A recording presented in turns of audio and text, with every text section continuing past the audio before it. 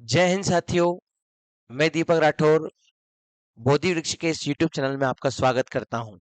आज के इस वीडियो में हम लेकर आए हैं विज्ञान से संबंधित एक महत्वपूर्ण टॉपिक जिसका नाम है पाचन तंत्र। जो कि हमारी जितने भी एग्जाम होती है, कॉम्पिटिटिव एग्जाम होती है, उसमें पाचन तंत्र से संबंधित महत्वपूर्ण प्रश्न पूछे जाते हैं। तो चलिए आज की शुरुआत करते हैं पाचन तंत्र के साथ। तो सबसे पहले हम पाचन तंत्र को समझें। पाचन तंत्र को समझें पाचन तंत्र को समझें उसके पहले मैं आपको एक डायग्राम दिखाना चाहता हूं। जैसा कि आप देख रहे हैं, इस डायग्राम में ये हमारा शरीर है और हमारे शरीर में डाइजेस्टिव सिस्टम यानी कि पाचन तंत्र किस तरह से काम करता है, किन अंगों की सहायता से ये काम करता है, ये सारे अंग आपके सामने मौजूद है। तो हम आज के इस वीडियो में विस्तृत पूरा अध्ययन पाचन तंत्र से करने वाले हैं। पाचन तंत्र के बारे में एक एक जानकारी हम आपके सामने रखेंगे और मैं लास्ट में आपको सामने ये हम इस वीडियो को नेक्स्ट पार्ट में भी ले जाएंगे ताकि इससे संबंधित जितने भी ऑब्जेक्टिव है वो सारे क्वेश्चन मैं आपके सामने लेकर आऊं।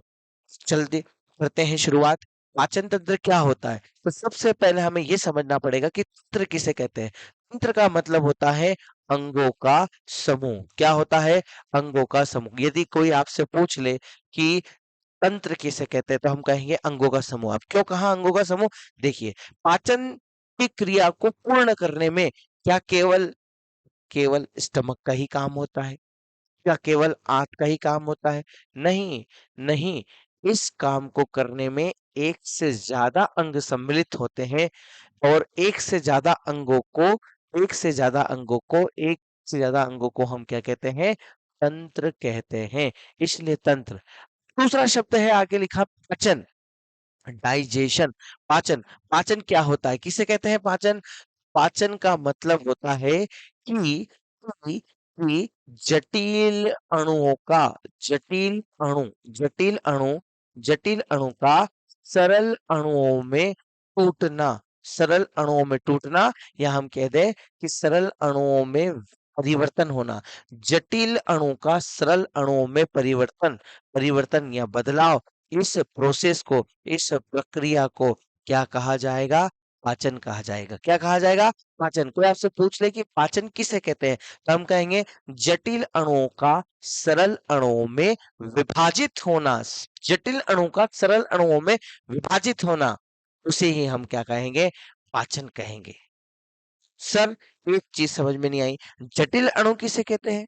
भाई जटिल अणु किसे कहा जाएगा? तो हम क्या जटिल अणु खाते हैं? हाँ, बिल्कुल सही बात है। आप जो भोज्य पदार्थ खाते हैं, हम जो खाना खाते हैं, वह एक जटिल अणु का स्वरूप होता है, कॉम्प्लेक्स फूड होता है। तो उस कॉम्प्लेक्स फूड को सिंपल फूड में कन्वर्ट करने की जो प्रोसेस है वही आपकी डाइजेशन है, प्रक्रिया है, पाचन की क्रिया है। तो जटिल अणु का सरल अणु में विभाजन। तो फिर उदाहरण के रूप में समझाइए कि क्या जटिल अणु होते हैं, क्या सरल अणु होते हैं। तो जटिल अणु का मतलब, जैसे फॉर एग्जाम्पल मैंने खाया कार्बोहाइड्रेट। क्या खाया? कार्बोहाइड्रेट। हाइड्रेट। तो कार्बोहाइड्रेट एक जटिल अणु है।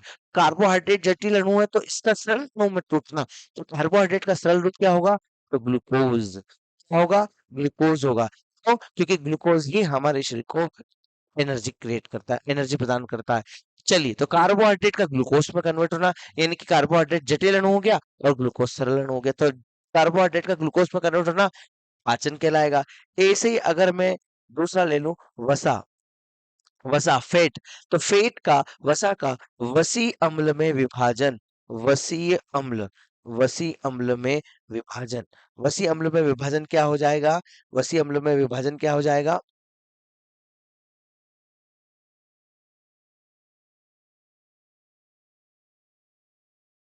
वसी अम्ल में विभाजन क्या हो जाएगा आपका? पाचन कहलाएगा। ठीक है। अब तीसरा हमने लिखा प्रोटीन लिखा। प्रोटीन, प्रोटीन क्या है? एक प्रकार का जटिल अणु। तो प्रोटीन का सरल अणु में टूटना। तो प्रोटीन का सरल रूप क्या हो जाने वाला है? प्रोटीन का सरल रूप होने वाला है अमीनो अम्ल, अमीनो अम्ल। तो समझ में आया मेरी बात आपको समझ में आई? क्या कहा कि पाचन वह प्रक्रिया है जिससे जटिल अणु का सरल अणुओं में टूटने की जो प्रक्रिया है उसे हम क्या कहेंगे? पाचन कहेंगे। आ गई बात समझ में? अब थोड़ा सा एक कदम आगे हमने ये सीखा तंत्र किसे कहते हैं, हमने दूसरी बात सीखी पाचन किसे कहते हैं। दोनों को मिला लिया जाए तो पाचन तंत्र यानी कि जटिल अणु को सरल अणुओं में तोड़ने के लिए जिन अंगों की सहायता हम लेते हैं उसे कहा जाता है पाचन तंत्र। क्या कहा जाता है मेरे दोस्त? पाचन तंत्र कहा जाएगा। अब किन किन अंगों की हम बात करेंगे? तो चलिए किन किन अंगों की हम बात करेंगे, तो सबसे पहले मैं आपको अंगों से रूबरू कराता हूँ। देखिए सबसे पहले ये होता है हमारा माउथ। क्या होता है? इसे कहते हैं हम माउथ। तो ये हमारा माउथ होता है यानी कि मुख होता है। ठीक है। और इसको कंप्लीटली कहा जाता है मुख द्वार। क्या कहते हैं? मुख द्वार कहा जाता है। अंग्रेजी में बोले तो इसे कहा जाएगा कैविटी, मुख द्वार, मुख द्वार। उसके बाद यहाँ पर आपको सलाइवरी ग्लैंड देखने को मिलेगी यानी कि हिंदी में बोले तो लार ग्रंथि। क्या कहा जाएगा? लार ग्रंथि। उसके पास यहाँ हम एक अंग देखेंगे जिसको बोलेंगे आइसोफेगस। क्या कहा जाएगा? आइसोफेगस यानी कि इसे कहते हैं हम हिंदी में ग्रास नली। क्या कहा जाएगा? ग्रास नली। तो उसके बाद आपको ये वाला स्ट्रक्चर दिख रहा है, इस तरह का शेप, इसे कहा जाएगा स्टमक। स्टमक मतलब हिंदी में बोले तो अमाशय। क्या कहा जाएगा? अमाशय। उसके बाद जस्ट इसके सामने देखोगे तो ये होता है आपका लीवर। लीवर आपको सामने देखने को मिलेगा, इसको बोलते हैं हम हिंदी में यकृत। क्या कहा जाएगा? यकृत कहते हैं। उसके नीचे आपको एक और अंग देखने को मिलेगा जिसे कहा जाएगा गॉल ब्लैडर, हिंदी में बोले तो आशय, पित्ताशय। उसके बाद हम नीचे आते हैं तो यहाँ पर आपको देखने को मिलेगा पेनक्रियास। जस्ट स्टमक है, स्टमक के जस्ट पीछे आपको एक अंग देखने को मिलेगा जिसे हम कहते हैं पेनक्रियास। पेनक्रियास को हिंदी में कहा जाता है अग्नाशय। क्या कहा जाएगा? अग्नाशय। उसके बाद आपको ये वाला स्ट्रक्चर दिख रहा है, इस स्ट्रक्चर को बोलते हैं लार्ज इंटेस्टाइन और स्मॉल इंटेस्टाइन। तो दोनों को मिलाकर इंटेस्टाइन प्लस स्मॉल, अंदर वाली हिंदी में बोले तो छोटी आंत, और लार्ज का मतलब बड़ी आंत। तो ये आपके छोटी आंत और बड़ी आंत दो अंग हो गए। उसके बाद सबसे नीचे आएंगे रेक्टम का मतलब होता है आपका ये लास्ट भाग होता है हमारी बड़ी आंत का। और उसके बाद एनस, एनस का मतलब हो जाएगा गुदा द्वार। क्या हो जाएगा? गुदा द्वार। इस तरह से ये जटिल अणु को सरल अणु में तोड़ने के लिए इतने सारे अंग, मुख है, लार ग्रंथि है, मुख द्वार है, ग्रास नली है, अमाशय है, यकृत है, पित्ताशय है, स्टमक है, पेनक्रियाज है, छोटी आंतें, बड़ी आंतें, गुदा द्वार है और साथ में अपेंडिक्स भी है, अपेंडिक्स भी है। ये इतने सारे अंग मिलकर पाचन की क्रिया को पूर्ण बनाते हैं। इसलिए इसलिए इसे पाचन तंत्र कहा जाता है।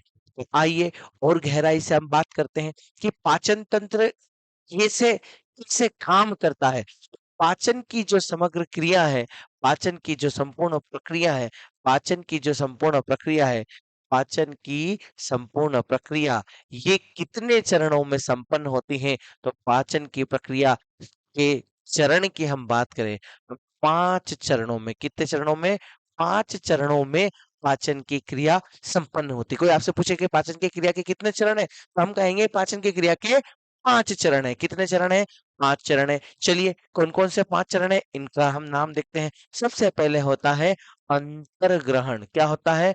अंतर्ग्रहण, जिसको हम अंग्रेजी में बोलते हैं इजेक्शन, अंतर्ग्रहण। दूसरा भाग हम देखें तो स्वयं पाचन ही है, डाइजेशन है। तीसरा अगर हम देखें, तीसरा है जिसको हम बोलते हैं अवशोषण। क्या कहा जाएगा? अवशोषण, जिसको हम बोलते हैं एब्जॉर्प्शन। क्या कहा जाएगा? एब्जॉर्प्शन। और चौथी के प्रोसेस है जिसको कहा जाएगा स्वांगीकरण। क्या कहा जाएगा? स्वांगीकरण कहा जाएगा, जिसको अंग्रेजी में बोलते हैं एसिमिलेशन। क्या कहा जाता है? एसिमिलेशन। और पांचवी प्रक्रिया है जिसे कहा जाएगा मल त्याग। क्या कहा जाएगा? मल त्याग, यानी कि अंग्रेजी में इजेक्शन। चलिए 5 चरण पूरे हो गए। सबसे पहले हमें इनके नाम याद रखेंगे। सबसे पहला चरण नंबर 1 जिसका नाम क्या है? नंबर फर्स्ट जिसका नाम क्या है? बताइए, अंतर्ग्रहण। दूसरा जिसका नाम है पाचन। तीसरा अवशोषण। चौथा स्वांगीकरण। और पांचवा मल त्याग। क्या है? मल त्याग। अब अंग्रेजी में हम बात करें तो इसे इंजेक्शन कहा जाएगा, इंजेक्शन कहा जाएगा। सेकंड का डाइजेशन हो जाएगा। थर्ड का एब्जॉर्प्शन हो जाएगा। चौथे का एसिमिलेशन हो जाएगा। और पांचवे का इजेक्शन हो जाएगा, इजेक्शन हो जाएगा। तो इस तरह से पाचन के 5 चरण आपको देखने को मिल जाएंगे। अब एक एक चरण की विस्तृत व्याख्या इस समय करने वाले हैं। सबसे पहले हम बात करते हैं अंतर्ग्रहण की। अंतर्ग्रहण किसे कहते हैं? अंतर्ग्रहण क्या होता है तो समझेंगे। अंतर्ग्रहण किसे कहा जाएगा? अंतर्ग्रहण का मतलब होता है अंतर्ग्रहण का मतलब होता है कि कि खाने को, क्या क्या होता है? अंतर्ग्रहण का मतलब क्या होता है? खाने को।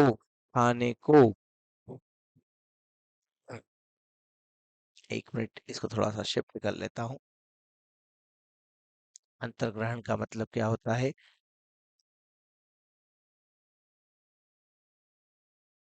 चलिए, अंतर्ग्रहण का मतलब क्या होगा? अंतर्ग्रहण का मतलब होगा भोजन को मुख में प्रवेश करवाना। भोजन को मुख में प्रवेश करवाना ही क्या कहलाएगा? अंतर्ग्रहण कहलाएगा। क्या कहलाएगा? अंतर्ग्रहण कहलाएगा। भोजन को मुख में प्रवेश करवाना। सबसे पहले भाई, अगर मुझे पाचन करना है तो मुझे खाने को अपने माउथ में प्रवेश करवाना पड़ेगा। अगर मैं आपके हाथ बांध दूं, एक थाली में खाना रख दूं, अच्छे से दाल बाटी चूरमा सब कुछ रख दूं, क्या थाली में पड़ा पड़ा भोजन आपके जटिल अणु से सरल अणु में टूट जाएगा? क्या नहीं टूटने वाला है। जब तक भोजन आपके मुख में प्रवेश नहीं करेगा, बताइए भोजन का पाचन कैसे संभव है? तो पहली स्टेप होगी भोजन को मुख में प्रवेश करवाना। भोजन को मुख में प्रवेश करवाने के बाद क्या? फिर भोजन को मुख में प्रवेश करवाने के बाद हम यहाँ देखेंगे कि मुख में प्रवेश करवाने के बाद आप देखेंगे इस तरह से यहाँ पर मुख में प्रवेश करवाने के बाद आप ये देखने वाले हैं कि सबसे पहले मुख द्वार का काम प्रारंभ होगा। बकल केविटी का काम चालू हो जाएगा। बकल केविटी में क्या क्या चीज आने वाली है? बकल केविटी में क्या क्या चीज आने वाली है? तो बकल केविटी में आने वाली चीजों में सबसे पहले हम बात करेंगे किसकी? सबसे हम पहले बात करेंगे दांत की। सबसे पहले हम बात करेंगे जीभ की। सबसे पहले हम बात करेंगे तालू की।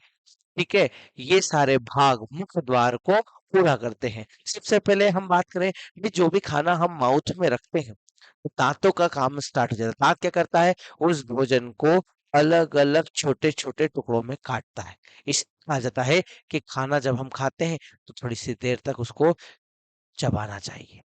हमारे दांतों की बात करें तो हमारे दांतों की संख्या कितनी होती है? तो जनरली दांत होते हैं 32 दांत होते हैं। ठीक है, कितने दांत होते हैं? कोई पूछे आपसे कि दांतों की संख्या कितनी होती है? 32। अरे सर आप तो झूठ बोल रहे हैं, आप तो मजाक कर रहे हो, मेरे पास तो 28 दांत है। हाँ साहब, हो सकता है भाई, 32 एवरेज बताया है, एवरेज। हो सकता है किसी को 28 दांत हो। क्यों? क्योंकि जो लास्ट के दाढ़ के जो दांत होते हैं वो किसी किसी को आते हैं, किसी किसी को नहीं आते हैं। किसी किसी को 21 साल 22 साल 25 साल 27 साल के बाद आते हैं। तो जब वो आते हैं तो उन्हें हमारी भाषा में कहा जाता है कि अक्ल की दाढ़ आ गई, अक्ल दाढ़, विजडम टीथ, बुद्धि दंत कहा जाता है।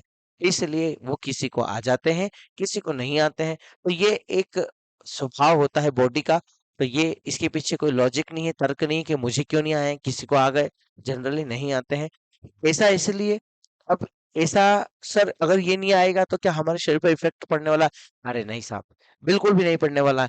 पुराने जमाने में जब हम आदि मानव थे, हम कच्चा मांस खाते थे, तो कच्चे मांस को चबाना पड़ता था, इसलिए उस दाढ़ का महत्व था। लेकिन अब समय के साथ हमने पका हुआ मांस खाना स्टार्ट किया, जिसके कारण आज उस दाढ़ की इतना महत्व नहीं रह जाता है। तो आज ये लास्ट वाले जो दांत होते हैं, दाढ़ होते हैं, वो एक अवशेषी अंग के रूप में है। ठीक है, तो दांतों की संख्या 32 होती है। 32 दांत में भी आप देखेंगे तो 20 दांत अस्थाई होते हैं और 12 दांत कैसे होते हैं? स्थायी होते हैं। ठीक है। दंत का सूत्र की हम बात करें कि दांतों का सूत्र क्या होता है, तो ये क्वेश्चन सबसे ज्यादा एग्जामों में पूछा जाता है। कोई आपसे पूछे कि दंत सूत्र बताइए, तो दंत का सूत्र का फॉर्मूला क्या है? तो 2:1:2:3, 2:1:2:3। क्या है इसका सूत्र? 2:1:2:3। कौन में? अगेन 2:1:2:3। क्लियर है सभी को? अब ये सूत्र होता है, इसको मल्टीप्लाई बाय 2 से हम कर सकते हैं, तो जिससे हमारे दांतों की संख्या 32 आ जाएगी। क्लियर है? 2 1 2 3, 3 और 2 5, 5 और 1 6, 6 और 1 7 8। 8 में 2 का मल्टीप्लाई किया जाए तो ऊपर हो जाएंगे 16 और नीचे भी हो जाएंगे 16, और 16 और 16 30। तो 32 दांत हो जाते हैं हमारे। इन 32 दांतों को भी 4 हिस्सों में बांटा जाता है। जैसे कि सबसे पहले हिंदी में बोले तो सबसे पहले दांतों को बोलते हैं हम कृंत। पहले दांत का नाम क्या है? कृंतक। फिर दूसरे का नाम है रदनक। ठीक है। तीसरे का नाम है अग्रचवर्णक। क्या नाम है? अग्रचवर्णक। और उसके बाद लास्ट वाले दांत का नाम है चवर्णक। अंग्रेजी में बोले तो फर्स्ट वाले को बोलते हैं इंसीजर, दूसरे का कैनाइन, तीसरे का प्रीमोलर और चौथे का मोलर। इस तरह दंत का सूत्र हमारा हो जाएगा। ये 4 प्रकार के दांत भगवान ने किस लिए बनाए? तो 4 प्रकार के दांतों का काम सिर्फ भोजन को चबाना ही नहीं होता है। सबसे पहले हम जो भी चीज खाएंगे उसको तोड़ना होता है, तो आगे के जो 2 दांत होते हैं वो भोजन को तोड़ने का काम करते हैं। उसके बाद जो रदनक वाला दांत होता है वो भोजन को क्या करता है? वो भोजन को चीरता है। जैसे हम लक्कड़ को चीरते हैं कुल्हाड़ी से, ऐसे वो चीरने का काम करता है, तो भोजन को चीरने का काम हो जाएगा।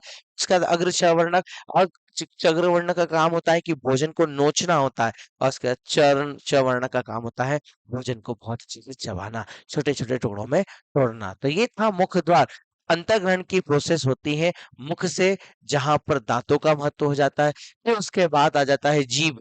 जीभ क्या होता है? हम जो भी खाना खाएंगे तो इस जीभान के ऊपर स्वाद की कलिकाएं होती हैं, टेस्ट बड्स होती हैं, स्वाद कलिका होती है, जिससे उस रस की अनुभूति हमारे जीभान के माध्यम से हमारे मस्तिष्क तक पहुंचती है और हम उस खाने का स्वाद लेते हैं। तो ये है जीभ। ठीक है। और जीभ के भी अलग अलग पार्ट होते हैं। भाई स्वाद बहुत सारे टाइप के होते हैं। भाई जीभान के आगे वाले हिस्से से अलग स्वाद आता है, पास वाले से अलग आता है, फिर और पास वाले से अलग आता है और लास्ट वाले से अलग आता है। तो कोई आपसे पूछे कि जीभान से आगे वाले भाग से कौन सा स्वाद होता है, तो मीठे स्वाद की अनुभूति होती है। साइड में जाएंगे तो नमकीन, उसके ऊपर जाएंगे तो खट्टा, उसके ऊपर जाएंगे तो यहाँ पर आपको कड़वा स्वाद दिखेगा, और बचा हुआ स्वाद जो है वो सब आपके बीच वाले सेंटर में हो जाएगा। तो जीवान का काम हो जाता है। दूसरी बात, जीवान जो है और लार को बनाने में सहायता करती है। उसके बाद हम बात करते हैं तालु। तालु क्या होता है? तो आपने देखा होगा, जब हम हमारा बकल कैविटी मुख द्वार खोलते हैं तो जीवान के पीछे इस तरह से एक संरचना होती है जो लटकी हुई रहती है, जिसे हम कहते हैं येवुला। क्या कहा जाता है? येवुला। येवुला होता है, तो ये भोजन को क्या करता है? वापस से नाक के पाइप के थ्रू ऊपर जाने से रोकता है और भोजन को अंदर की ओर धकेलने का काम करता है। अंतर्ग्रहण की क्रिया में इन 3 अंगों का योगदान हो जाता है। ठीक है। तो सबसे पहले भोजन का क्या करेंगे? अंतर्ग्रहण करेंगे। तो ये प्रक्रिया आपको समझ में आई, अंतर्ग्रहण क्या होता है। दूसरी स्टेप पे चलते हैं। दूसरी प्रोसेस का नाम क्या है? पाचन। दूसरी प्रोसेस का नाम क्या है भैया? पाचन। दूसरी प्रोसेस है पाचन, डाइजेशन। अब क्या होता है पाचन, इसको हम समझते हैं। दूसरी प्रोसेस को समझते हैं कि डाइजेशन किसे कहते हैं। पाचन का मतलब होता है कि जटिल अणु का सरल अणु में टूटना। अब ये जटिल अणु का सरल अणु में टूटना, तो क्या सर ये एक ही अंग में होगा? नहीं, ये प्रक्रिया स्टार्ट होती है मुख द्वार से। तो कोई आपसे एग्जाम में क्वेश्चन पूछे कि भैया बताइए कि पाचन की क्रिया की शुरुआत कहाँ से होती है, तो हम कहेंगे पाचन की क्रिया की शुरुआत होती है कहाँ से? तो हम कहेंगे सबसे पहले मुख द्वार से। कहाँ से होती है भैया? मुख द्वार से। पाचन की क्रिया की शुरुआत होती है मुख द्वार से। सबसे पहले आप जो भी भोजन खाओगे, मुंह में प्रवेश करवाओगे, तो सबसे पहले पाचन माउथ से होता है, मुख द्वार से होता है। और सबसे पहले किसका पाचन होता है? मोस्ट मोस्ट इम्पोर्टेंट, सबसे पहले पाचन होता है कार्बो कार्बोहाइड्रेट का। किसका पाचन होता है? कार्बोहाइड्रेट का। क्लियर है सभी को? ध्यान रखना है कि पाचन की शुरुआत सबसे पहले कहाँ होती है? मुख द्वार से होती है। दूसरा प्रश्न पूछा जाएगा कि भाई पाचन मुख द्वार में सबसे पहले किसका होता है? तो हम कहेंगे कार्बोहाइड्रेट का। क्लियर है सभी को? अब इसका पाचन करने के लिए क्या सर कोई और चीज जिम्मेदार है?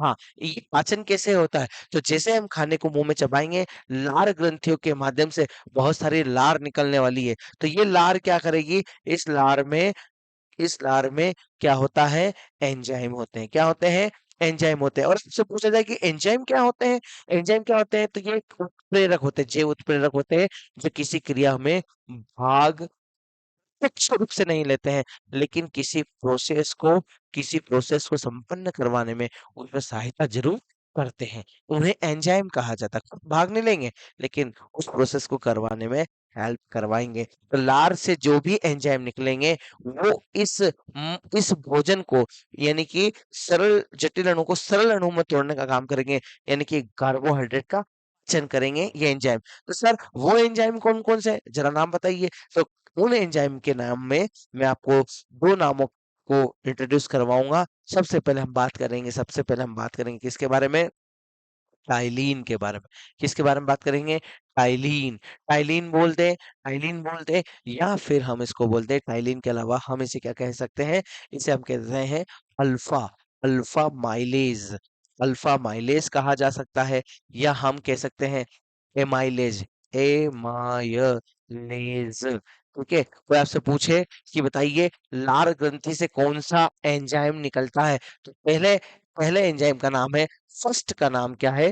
टाइलिन बोल दे, या फिर अल्फा माइलेज बोल दे, या एमाइलेज बोल दे। दूसरा दूसरा सबसे इंपॉर्टेंट एंजाइम निकलता है, उसका नाम है उसका नाम है उसका नाम है लाइसो लाइसोजाइम। क्या नाम है? लाइसोजाइम। तो ये दोनों एंजाइम की मदद से यहाँ पर कार्बोहाइड्रेट का पाचन होगा। क्या सर आप हमें और कुछ बता सकते हैं सर इसके बारे में? बिल्कुल बता सकता हूँ कि सर टाइलिन का काम क्या है, सर लाइसोजाइम का काम क्या है। तो टाइलिन का काम क्या होता है? टाइलिन का काम होता है स्टार्च को माल्टोज में बदलना। स्टार्च को माल्टोज में बदलने का काम किसके द्वारा होता है? टाइलिन के द्वारा होता है। मोस्ट मोस्ट इंपॉर्टेंट क्वेश्चन, कि क्वेश्चन पूछा गया है कि भाई बताओ बताओ बताओ कि लार से निकलने वाले एंजाइम क्या काम करते हैं? तो टाइलिन का काम क्या है? टाइलिन का काम है कि स्टार्च। स्टार्च क्या होता है सर? स्टार्च कुछ भी नहीं होता है। स्टार्च होता है कार्बोहाइड्रेट का एक स्वरूप। कार्बोहाइड्रेट का एक स्वरूप स्टार्च कहलाता है। कार्बोहाइड्रेट आगे जाकर मैं वीडियो बनाऊंगा, जब मैं आपको पोषण वाला टॉपिक पढ़ाऊंगा, उसमें विस्तृत चर्चा होगी कार्बोहाइड्रेट क्या होता है, कार्बोहाइड्रेट के टाइप्स क्या होते हैं, कैसे इनका फॉर्मेशन होता है, क्या चीज खाएं तो कार्बोहाइड्रेट मिलता है, कार्बोहाइड्रेट नहीं ले हमारी बॉडी में तो क्या बीमारियां होती है। सारी सारी जानकारी हम आने वाले समय में वीडियो में हम बनाने वाले हैं, बताने वाले हैं। ठीक है? लेकिन अभी मैं आपको कार्बोहाइड्रेट क्या होता है ये नहीं बताऊंगा। अभी सिर्फ इतना बताऊंगा कि कार्बोहाइड्रेट के 3 प्रकार होते हैं, मोनोसेकेराइड, डाइसेकेराइड और पॉलीसेकेराइड। तो सबसे जो कॉम्प्लेक्स फॉर्म होता है पॉलीसेकेराइड, उसका एक स्वरूप होता है स्टार्च। ठीक है? और जनरली स्टार्च सब जानते हैं स्टार्च क्या होता है। आपने कभी आलू खाए होंगे। आलू को जब हम काटते हैं तो उसमें चिपचिपा सा पदार्थ निकलता है, वो स्टार्च होता है। आप चावल को ले लो, चावल को जब उबालते हैं तो उसकी रबड़ी बन जाती है, तो वो स्टार्च होता है। ककड़ी खाते हैं, केले खाते हैं, बहुत सारे पदार्थ में स्टार्च होता है। तो वो स्टार्च किस में बदल जाता है? माल्टोज में कन्वर्ट हो जाता है। तो स्टार्च का माल्टोज में कन्वर्ट करने वाला एंजाइम है टाइलीन। क्या नाम है उसका? टाइलीन नाम है। क्या नाम है भैया? टाइलीन। और दूसरा है लाइसोजाइम। सर लाइसोजाइम का क्या काम है?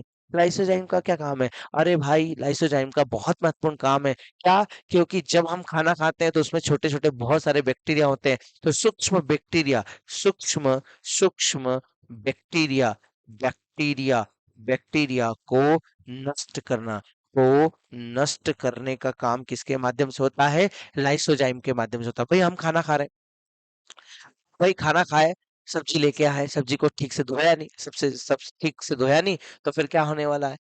ठीक से धोएंगे नहीं तो फिर वह उसमें बहुत सारे बैक्टीरिया होंगे, वो हमारी सब्जी के थ्रू जब हमारे माउथ में प्रवेश करेंगे तो वो बैक्टीरिया हानिकारक होते हैं, जिससे हमें बहुत सारे रोग हो सकते हैं आने वाले समय में। इसलिए भगवान ने प्रोटेक्शन दिया। क्या दिया? कि लाइसोजाइम एंजाइम को बनाया, जो उन भोजन में जो भी बैक्टीरिया है उनको नष्ट करता है। इसलिए हमारे यहाँ कहा जाता है कि आप जब भी खाना खाएं, आराम आराम से खाएं, कम से कम 20 से 25 मिनट का टाइम लें और खूब चबाएं। खूब चबाने का मतलब क्या होता है? जितनी देर माउथ में रखेंगे, चबाएंगे उसको, खाना का अच्छा टुकड़े बनेंगे। और दूसरा, लार ज्यादा फॉर्मेशन होगी, लार ज्यादा फॉर्मेशन होगी और लाइसोजाइम ज्यादा निकलेगा, लाइसोजाइम ज्यादा निकलेगा, यानी कि जो छोटे छोटे बैक्टीरिया होते हैं वो सारे के सारे नष्ट हो जाएंगे। तो यहाँ पर आपको बहुत महत्वपूर्ण क्वेश्चन बन जाता है कि भाई लार ग्रंथि से निकलने वाले एंजाइम के नाम बताओ। तो सबसे पहले हम टाइलिन के बारे में, अल्फा माइलेज के बारे में, एमाइलेज के बारे में बता सकते हैं। और दूसरा मैं बता सकता हूँ क्या? लाइसोजाइम। क्या बता सकता हूँ? लाइसोजाइम मैं आपको बता सकता हूँ। यहाँ तक मेरी बात समझ में आई होगी। भी हमने यहाँ पर पाचन की क्रिया में अभी फर्स्ट नंबर देखा कि सबसे पहले भोजन का पाचन कहाँ होता है। तो हमने ये समझ लिया, भोजन का पाचन होता है सबसे पहले हमारे माउथ में। उसके बाद फिर दूसरी स्टेप, मुख द्वार में पाचन होने के बाद ये खाना इस ग्रास नली, यहाँ हमारी ये ग्रास नली, इस ग्रास नली में नीचे आता है। तो ग्रास नली में ध्यान रखना, ग्रास नली में किसी प्रकार से भोजन का पाचन नहीं होता है। आइसोफेगस में कभी भी भोजन का भोजन का भोजन का पाचन पाचन नहीं होता है। कोई आपसे पूछे कि भोजन का पाचन क्या आइसोफेगस में होता है, फूड का डाइजेशन आइसोफेगस में होता है, हम कहेंगे नहीं होता है। भोजन का पाचन ग्लास नली में नहीं होता सर। तो फिर इसका काम क्या है? इसका काम सिर्फ इतना है कि भोजन को स्टमक पहुंचाना। इसके लिए एक लंबा सा पाइप होता है जो मस्कुलर होता है। मस्कुलर का मतलब ये एक मसल्स, मांसपेशी का बना होता है, जिसका काम सिकुड़ना फैलना, सिकुड़ना फैलना, सिकुड़ना फैलना, सिक्रेशन एक्सपॉन्ड, जिसके माध्यम से ये सिकुड़ता है तो भोजन को पकड़ता है, छोड़ता है, फैलाता है तो फिर भोजन नीचे आ जाता है। इस तरह आइसोफेगस का काम होता है भोजन को नीचे उतारना। दूसरा, इसकी जो आइसोफेगस की जो ग्रास नली की जो दीवारें होती हैं, उसकी दीवारें एक म्यूकस टाइप का पदार्थ क्रिएट करती है, जिसको हम हिंदी में श्लेष्मा बोलते हैं। जो आपको थूक आता है, वो थूक हमारे इस आइसोफेगस की जो भीतर की जो दीवारें हैं, वो एक श्लेष्मा टाइप का पदार्थ निकालती है, जिससे इस नली में, ग्रास नली में चिकनाहट बनी रहे, जिससे भोजन कहीं अटके नहीं और इजीली भोजन जो है वो नीचे प्रवेश कर जाए। तो दूसरी स्टेप हो गई आइसोफेगस की, जिसमें किसी प्रकार का कोई पाचन नहीं होता है। उसके बाद हम जाते हैं, तो सबसे बाद उसके बाद आता है हमारे पास स्टमक। तो स्टमक में भोजन का पाचन होता है, भोजन का पाचन स्टमक में जरूर होता है। लेकिन ध्यान रखना, स्टमक में यानी कि अमाशय में भोजन का पाचन तो होता है, लेकिन अमाशय में किसका पाचन नहीं होता है, यह भी हम समझ लें।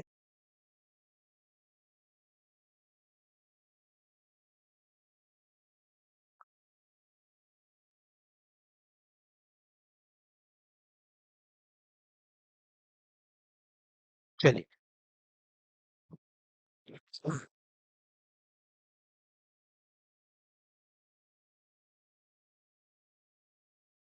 तो हम बात कर रहे थे स्टमक की बात कर रहे थे, अमाशय की बात कर रहे थे। अमाशय में क्या होता है? अमाशय में अगर आप देखेंगे तो ध्यान रखना, अमाशय में पाचन होता है। तो अमाशय में पाचन होता है तो अमाशय में वसा का पाचन होता है, प्रोटीन का पाचन होता है। लेकिन याद रखना, कार्बोहाइड्रेट का पाचन अमाशय में नहीं होता है। ये क्वेश्चन बहुत इंपॉर्टेंट है। क्वेश्चन पूछा जाएगा, क्या स्टमक के अंदर, अमाशय के अंदर क्या कार्बोहाइड्रेट का पाचन होता है? नहीं होता है। कार्बोहाइड्रेट का पाचन सबसे पहले मुख द्वार में हो रहा था, लेकिन अमाशय में पाचन नहीं होता है, वसा और प्रोटीन का पाचन होता है। आगे बात समझ में? आमाशय की जो दीवार है, उनके अंदर जठर जठर ग्रंथियां होती हैं, जठर ग्रंथियां होती हैं, जिससे एक रस निकलता है जिसका नाम है जठर रस। और ये जठर रस बहुत ज्यादा एसिडिक होता है। ये खाने को क्या करता है? बहुत ज्यादा एसिडिक बनाता है, खाने को अम्लीय स्वरूप प्रदान करने का काम जठर रस द्वारा। तो ये खाने को क्या करता है? अम्लीय अम्लीय अम्लीय बनाने का काम इसके माध्यम से होता है। अम्लीय बनाता है भोजन को, अम्लीय बनाता है। ठीक है, जठर रस और हमारे जो खाना है उस खाने को और छोटे-छोटे टुकड़ों में विभाजित कर दिया जाता है। इसलिए हमारे यहाँ कहा जाता है कि खाना खाने के बाद या खाना खाते समय जो है वो पानी नहीं पीना चाहिए। पानी पीने से जठर ग्रंथि से जठर रस निकलना बंद हो जाएगा, जिससे खाने का पाचन नहीं होगा। पाचन की जगह खाने का सड़न होगा, तो खाना सड़ने लग जाएगा। इसलिए यहाँ पर आपको ध्यान रखना है कि जठर ग्रंथियों में जठरस निकलता है, जो खाने को क्या बनाता है, अम्लीय स्वरूप बनाता है। इसके अलावा अमाशय की दीवार से एक और प्रकार का अम्ल निकलता है, जिसका नाम है हाइड्रोक्लोरिक एसिड, HCl निकलता है। ये भी खाने को क्या करता है, अम्लीय स्वरूप प्रदान करता है। लेकिन साथ ही HCl का काम होता है कि भाई जो हमने खाना खाया, भाई मैंने कहा कि आप खाने को बहुत चबा-चबा कर बहुत बहुत देर तक खाइए। लेकिन किसी व्यक्ति ने जल्दीबाजी में खा लिया उसको, उसके बैक्टीरिया तो अंदर चले गए। भगवान ने फिर यहाँ पर काम करा। HCl का काम होता है उस खाने को क्या कर देता है, उसमें जो छोटे-छोटे बैक्टीरिया होते हैं, उन बैक्टीरिया को नष्ट करता है। तो सूक्ष्म सूक्ष्म जीवों को ये समाप्त कर देता है। सूक्ष्म जीवों को नष्ट करने का काम HCl होता है। तो HCl और जठरस दोनों मिलकर भोजन को बहुत ज़्यादा अम्लीय बना देते हैं। स्टमक में जो भी खाना रखा रहता है वो कम से कम 3 से 4 घंटे, कितने घंटे? 3 से 4 घंटे आपको यहीं देखने को मिलेंगे। उसके बाद 3 से 4 घंटे के बाद ये अमाशय से खाना धीरे-धीरे, अब ये खाना छोटे-छोटे टुकड़ों में बँट जाता है और इसका स्वरूप अम्लीय हो जाता है और इस खाने को अब हम क्या कहने वाले हैं? इसको हम कहने वाले हैं काइम। क्या कहा जाएगा? जो अमाशय के बाद खाना पहुँचता है, उसे काइम कहा जाएगा। काइम का मतलब होता है लुगदी। लुगदी के समान भोजन को लुगदी के समान भोजन को क्या कहा जाएगा? काइम कहा जाएगा। तो काइम युक्त खाना नीचे उतरता है, लेकिन बहुत ज़्यादा एसिडिक होता है। इतना एसिड अगर हमारे आंतों में चला जाएगा तो इससे हमारी आंत खराब हो जाएगी, बहुत सारी समस्या आ जाएगी। इसलिए भगवान ने क्या करा कि सामने लीवर रखा, इधर साथ में इस साइड में पेनक्रियाज, तो इधर लीवर हो गया, इधर पेनक्रियाज हो गया। तो ये जो भी खाना काइम पहुंचता है आगे की ओर, आंत में जैसे ही पहुंचेगा ये आंत में जाएगा, तो इधर से हमारा लीवर, इधर से लीवर और इधर पेनक्रियाज, ये दोनों आंत में जब ये खाना काइम पहुंचेगा तो क्या करने वाला है, लीवर से एक पाइप जुड़ा होता है इसमें और पेनक्रियास से एक पाइप जुड़ा होता है इसमें। तो यहाँ से निकलता है, इस लीवर से निकलता है क्या, पित्त रस। क्या निकलता है, पित्त रस, बाइल जूस, और इधर से निकलता है पेनक्रियाटिक जूस, यानी कि अग्नाशय अग्नाशय अग्नाशय रस निकलता है, जिससे ये दोनों बहुत ज्यादा क्षारीय होते हैं। ये भी क्षार प्रकृति का, ये भी क्षार प्रकृति का, तो दोनों क्षार मिलकर इस काइम युक्त एसिडिक भोजन को क्या कर देते हैं, क्षार युक्त बनाते हैं। और ये क्षार युक्त भोजन जब हाथों में पहुंचता है तो हाथों को कोई नुकसान नहीं होता है। पाचन की क्रिया मुख में हुई, मुख द्वार में हुई, उसके बाद स्टमक में हुई। स्टमक के बाद अब ये खाना पहुंच जाता है कहाँ पर पहुंच जाता है, छोटी आंत में, स्मॉल इंटेस्टाइन में। आंत के दो हिस्से हैं, छोटी आंत, इसको छोटी आंत बोलते हैं क्योंकि इसकी चौड़ाई छोटी कम होती है लेकिन इसकी लंबाई ज्यादा होती है, और बड़ी आंत जिसकी चौड़ाई ज्यादा होती है लेकिन लंबाई कम होती है। तो छोटी आंत में खाना जाता है। अमाशय के बाद 3-4 घंटे बाद ये खाना कहाँ जाएगा, आंत में जाएगा। कहाँ जाने वाला है, आंत में जाने वाला है। कहाँ जाने वाला है भैया, आंत में। चलो, आंत में ये खाना पहुंच जाएगा। तो आंत में भी कौन सी, छोटी आंत में खाना पहुंचेगा। छोटी आंत में जो भी पाचन की क्रिया बची हुई थी, कार्बोहाइड्रेट का पाचन अगर बच गया, अगर वसा का पाचन बच गया, प्रोटीन का पाचन बच गया, रेशे का पाचन बच गया, मिनरल्स का पाचन बच गया, तो संपूर्ण पाचन की क्रिया मुख्य रूप से, कोई आपसे पूछे कि संपूर्ण पाचन की क्रिया कहाँ होती है, तो हम कहेंगे पाचन की मुख्य रूप से क्रिया, मुख्य रूप से यह क्रिया यहाँ पर छोटी आंत में संपन्न होती है। मुख्य रूप से पाचन की क्रिया कहाँ संपन्न होती है, तो हम कहेंगे छोटी आंत में संपन्न होती है। अब उसके बाद छोटी आंत के बाद अब शेष कुछ भी नहीं बचता है कि जिससे जटिल अणु का सरल अणु में ना हो, सभी पाचन की क्रिया पूर्ण हो जाती है। अब क्या, उसके बाद क्या, तो भाई उसके बाद जो पचा हुआ भोजन है वो अलग हो जाएगा और अपच भोजन रह जाएगा। तो यहाँ पर हमारा ये दूसरा चरण कंप्लीट होता है, जिसका नाम था पाचन। पहला अंतर्ग्रहण समझा, दूसरा पाचन समझा। तीसरी स्टेप है जिसका नाम है अवशोषण। क्या नाम है, अवशोषण। अवशोषण अवशोषण का मतलब होता है कि भाई जो पाचन हुआ, किसका हुआ, कार्बोहाइड्रेट का हुआ। प्रोटीन का हुआ, मिनरल्स का हुआ, वाटर का हुआ, फाइबर्स का हुआ। भाई इन सारों का पाचन होने के बाद ये सभी ब्लड में मिल जाते हैं। कहाँ मिल जाते हैं? ब्लड में मिल जाते हैं। तो क्या आपसे पूछे कि अवशोषण का मतलब क्या होता है? पचे हुए भोजन का रक्त में मिलना। कोई पूछे अवशोषण क्या होता है, तो हम कहेंगे पचे हुए पचे हुए पचे हुए भोजन का पचे हुए भोजन का पचे हुए भोजन का रक्त में मिलना क्या कहलाएगा? अवशोषण कहलाएगा। पचे हुए भोजन का रक्त में मिलना क्या कहलाने वाला है? अवशोषण कहलाने वाला है। नई बात समझ में? चौथी स्टेप की ओर चलते हैं, जिसका नाम है स्वांगीकरण, एसिमिलेशन। एसिमिलेशन क्या होता है कि रक्त में वो खाना मिल गया, मतलब एब्जॉर्प्शन हुआ। रक्त के माध्यम से शरीर के एक एक कोशिका तक उसका पहुंचना, वह क्या कहलाएगा? स्वांगीकरण कहलाएगा, एसिमिलेशन कहलाने वाला है। तो पचे हुए भोजन का रक्त में मिलना और रक्त में रक्त के माध्यम से माध्यम से माध्यम से कोशिका तक पहुंचना, कोशिका तक पहुंचना, उसे क्या पहुंच कहा जाएगा? स्वांगीकरण। कि जिस कोशिका को जिस एनर्जी की जरूरत है, तो वह एनर्जी कोशिका तक पहुंच जाएगी। तो उस कोशिका तक उस एनर्जी का पहुंचना, उस खाने का पहुंचना, वही क्या कहलाएगा? स्वांगीकरण कहलाएगा। अब कोशिका के पास पहुंचने के बाद ये काम कौन करने वाला है? तो कोशिका का एक महत्वपूर्ण अंग होता है जिसे बोलते हैं माइटोकॉन्ड्रिया। क्या कहा जाता है? माइटोकॉन्ड्रिया। नाम सुना होगा आपने, माइटोकॉन्ड्रिया।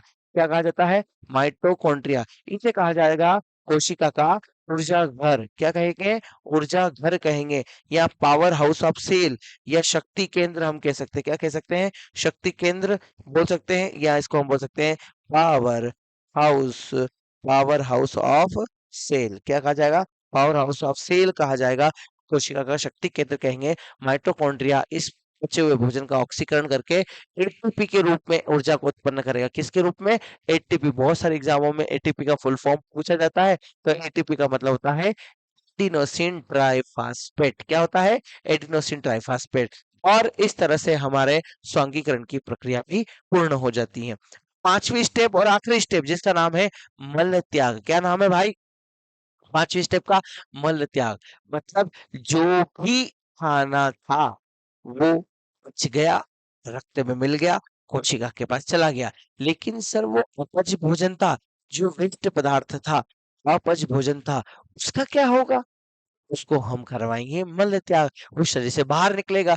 तो वो पच भोजन बड़ी आंत में जाएगा। बड़ी आंत में जैसे ही प्रवेश करेगा, तो बड़ी आंत में प्रवेश करने पर छोटी आंत बड़ी आंत आपस में एक दूसरे से जुड़ी हुई रहती है, और उसके किनारे होता है अपेंडिक्स। अपेंडिक्स क्या होता है? अपेंडिक्स एक केंचुए के समान, एक कीड़े के समान एक संरचना होती है, जो बड़ी आंत से जुड़ी हुई रहती है। इसका काम क्या सर? इसका काम आज वर्तमान में देखेंगे तो कोई काम नहीं दिखाई देने वाला है। लेकिन प्राचीन समय में जब हम आदि मानव थे, हम कच्चा मांस खाते थे, तो कच्चे मांस के डाइजेशन में अपेंडिक्स का बहुत योगदान होता था। लेकिन आज हम मांस खाते हैं, सब्जी खाते हैं, पका हुआ मांस खाते हैं, इसलिए आज इसका काम नहीं है। तो आज ये शरीर में अवशेषी अंग बन गया है। बड़ी आंत में अपच भोजन पहुंचता है। जैसे ही बड़ी आंत में पहुंचता है, तो बड़ी आंत में इस अपच भोजन में पानी मिला रहता है। तो बड़ी आंत क्या करती है? इस पानी को सोख लेती है। तो ये जो पानी सोख लिया जाता है, तो बचा हुआ अपच भोजन जो है थोड़ा सा सॉलिड फॉर्म में, यानी कि ठोस पदार्थ के रूप में बनता है। और ठोस पदार्थ से बनने के बाद ये थोड़ा थोड़ा धीरे धीरे आगे बढ़ता है, और छोटी आंत के आखिरी हिस्से यानी कि रेक्टम पहुंचता है। यहाँ पर अपच भोजन अब मल में तैयार होने वाला है, मल में बदलने वाला है। मल में बदलने के लिए, इसको मल में बदलने के लिए दो तीन चीजों का यहाँ पर योगदान होता है। जैसे कि इस अपच भोजन को मल में मलदार यानी कि रेक्टम तक पहुंचने में, रेक्टम रेक्टम में इस अपच भोजन का अपच अपच भोजन अपच भोजन का मल में मल में बदलना, और मल में बदलना ये काम रेक्टम में होगा। तो इसको मल में बदलने के लिए एक बैक्टीरिया होता है जिसका नाम है E coli bacteria. Most important, बहुत सारे एग्जाम में क्वेश्चन पूछा गया है। ई कोलाई बैक्टीरिया क्या है? तो हम कहेंगे हमारी छोटी आंत, हमारी बड़ी आंत के सबसे आखिरी वाले हिस्से में पाए जाने वाला बैक्टीरिया होता है, जो क्या काम करता है? जो अपच भोजन को किस में बदल देता है? मल में बदल देता है। साथ ही अब ये मल केवल अभी मल में बदल गया है, लेकिन इस मल का रंग पीला होने वाला है, पीला होने वाला है। तो मल का रंग पीला किस कारण से होता है? तो हम कहेंगे इसका पीला रंग विलरुबिन विलरुबिन विलरुबिन और विलबर्डिन विलबर्डिन इसके बाइल पिगमेंट होते हैं, पित्त वर्णक होते हैं। इनके मिलने के कारण मल का रंग पीला होने वाला है। साथ ही इस मल में गंध भी आती है। तो मल में गंध लाने के लिए इंडोल, क्या नाम है, इंडोल और स्केटोल, इसके स्केटोल, ये दो चीजें होती हैं जो उस मल में गंध पैदा करते हैं। इस तरह से मल तैयार हो जाता है और जैसे ही इस रेक्टम वाले भाग में मल इकट्ठा हो जाता है, उसकी कैपेसिटी होती है, तो ब्रेन को सिग्नल जाते हैं कि अब मुझे मल को त्याग करना है और इस तरह से मल गुदाद्वार एनस से बाहर आ जाता है। इस तरह से आज ये पाचन की प्रक्रिया के 5 चरण हमने कंप्लीट कर लिए हैं। मैं आशा करता हूँ कि आपको आज के इस वीडियो में पाचन तंत्र को समझने का एक बहुत ही मिला होगा, पाचन तंत्र आपको समझ में आया होगा। अगर आपको ये वीडियो पसंद आया है तो आप जरूर लाइक कीजिए, कमेंट कीजिए। अगर आपको नहीं समझ में आया तो भी कमेंट कीजिए। इसमें कोई डाउट है तो आप कमेंट करके लिखिए कि मैं जब आगे एक वीडियो बनाऊं उसमें उन डाउट को मैं क्लियर करने का पूरा प्रयास करूं। और आप मुझे ये भी कमेंट कीजिए कि मैं आने वाले समय में किस टॉपिक पे और ज्यादा से ज्यादा वीडियो बनाऊं। आपका सहयोग मेरे लिए बहुत इम्पोर्टेंट है। मैं अपनी पूरी जी जान लगा रहा हूँ कि आपका सिलेक्शन किस तरह से सुनिश्चित हो, इसके लिए पूरा प्रयास मेरे द्वारा किया जा रहा है।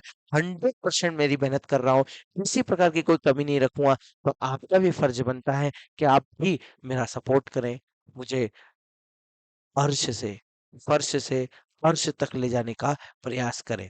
चलिए, तो ये वीडियो, आज के इस वीडियो में पाचन तंत्र के बारे में हमने एक मोटा-मोटा एक रेखा बनाई कि पाचन तंत्र क्या होता है, तंत्र किसे कहते हैं, पाचन किसे कहते हैं और पाचन तंत्र की प्रक्रिया क्या है, ये हमने समझ ली है। तो आशा करता हूँ कि मेरे आज के इस वीडियो में आपको पाचन तंत्र से संबंधित सारी चीजें क्लियर हुई होगी। ठीक है? तो आज के लिए इस वीडियो में इतना ही। जय हिंद, धन्यवाद।